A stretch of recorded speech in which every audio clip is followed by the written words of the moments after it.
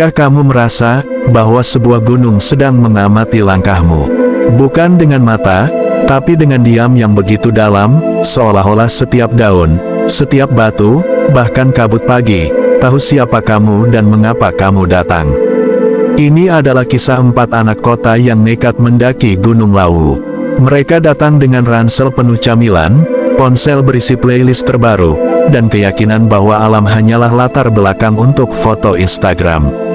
Mereka tak tahu bahwa di puncak tertinggi Lawu, 2 harimau putih, yang usianya lebih tua dari kerajaan Majapahit, sedang menunggu. Bukan untuk menghukum, tapi untuk menguji, apakah manusia masih bisa belajar hormat pada yang sakral. Di Jakarta yang riuh, 4 sahabat, Raka si percaya diri, Sari si rasional, Dimas si humoris, dan Lina si pendiam, merencanakan petualangan akhir pekan. Lawu, gampang, cuma butuh 2 hari, pulang bawa foto keren, kata Raka sambil tertawa. Tak seorang pun tahu bahwa dalam bahasa Jawa kuno, Lawu berarti tempat roh suci bersemayam.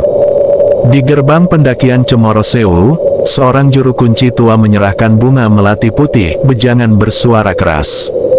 Jangan ambil apapun, para penjaga putih sedang terjaga, bisiknya.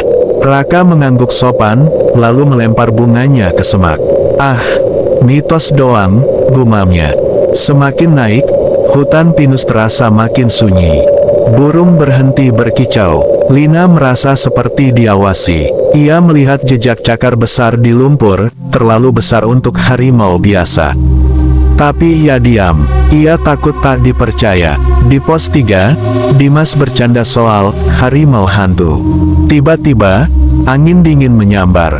Obor mereka padam. Dari kegelapan, terdengar dengusan rendah, bukan dari satu arah, tapi dari segala penjuru. Sari mencengkeram lengan Raka. Tawa mereka lenyap. Tersesat dalam kabut, mereka menemukan petilasan kuno, ditutup kain putih, dipenuhi sesajen kering. Tanpa pikir panjang, Dimas memotret. Seketika, kamera mati, langit menggelap, jalan pulang menghilang seperti ditelan bumi. Lebih besar dari api unggun mereka kecil, suara pun hampir tak ada. Lina berbisik, apa gunung ini marah? Raka membentak, gunung gak punya perasaan. Tapi matanya tak berani menatap ke gelap di luar cahaya api. Lina terbangun tengah malam. 2 bola mata putih menyala di balik pepohonan, tenang, bijak, penuh kesedihan. Ia tak lari, ia menunduk. Mata itu berkedip pelan, lalu menghilang. Untuk pertama kalinya, Lina merasa bukan takut, tapi malu. Pagi tiba, tapi mereka terpisah. Sari tersesat di tebing curam. Angin membisikkan kata-kata dalam bahasa Jawa kuno, ojo dumeh, jangan sombong. Air matanya mengalir. Ia sadar, selama ini ia meremehkan hal yang tak bisa dijelaskan sains. Raka berteriak ke langit, kalau kau ada, tunjukkan dirimu. Guntur menggelegar. Dari kabut muncul harimau putih raksasa, bulunya bercahaya seperti rembulan. Binatang itu tak mengaum, hanya menatap, dan dalam tatapan itu, Raka melihat semua kesombongannya, hingga ia jatuh berlutut, menangis, maafkan kami. Dimas, terluka dan sendirian, duduk di tepi sungai. Ia meletakkan botol minumnya di bawah pohon beringin, seperti sesajen. Kami tak bermaksud mengganggu, bisiknya. Air sungai tiba-tiba jernih. Di permukaannya, ia melihat bayangannya, dan di belakangnya, harimau putih mengangguk pelan.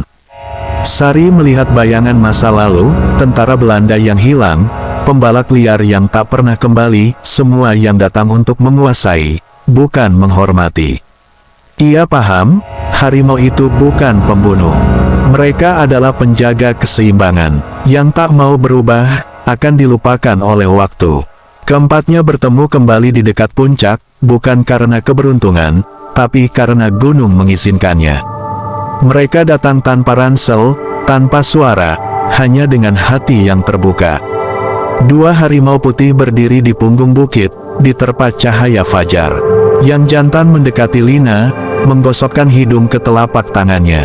Yang betina menatap Raka, dan dalam tatapan itu, Raka merasa seperti anak kecil yang akhirnya dimaafkan ibunya. Mereka turun dengan langkah pelan, memungut sampah pendaki lain. Di gerbang, juru kunci tua menyambut dengan teh hangat. "Gunung mengizinkan kalian pulang," katanya lembut. "Itu artinya, kalian masih bisa menjadi manusia yang baik."